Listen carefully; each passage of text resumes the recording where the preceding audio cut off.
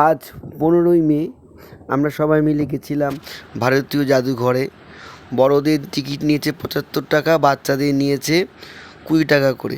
ঠিক আছে, টাকাটা কোনো ব্যাপার না, কিন্তু যেরকম আমাদের প্রথম যখন ঢোকালো ভেতরে, মানে একদম মেটাল ডিটেক্টর দিয়ে চেক করে আড়ুম বাড়ুম করে সব কিছু করে, কিন্তু যা আশা নিয়ে গেছি, এত অব্যবস্থা, মানে ঝুল পড়ে আছে, মানে যে সমস্ত পশুর মমিগুলো রয়েছে সেই চামড়াগুলো একদম পোকা লেগে গেছে। আর যে মাছ ফাছ, মানে কি বলবো, মানে খারাপ লাগে। মানে এখানে যদি বিদেশিরা আসে দেখতে এই মিউজিয়াম, যার এত ঐতিহ্য, 1814 সালে তৈরি, তার এই অবস্থা যে হবে এটা সত্যি আমি কল্পনা করতে পারিনি। আমরা যেই ছোটোবেলায় গেছিলাম, তারপর যখন আমরা স্কুল লাইফে গেছিলাম, এরকম বাজে ছিল না।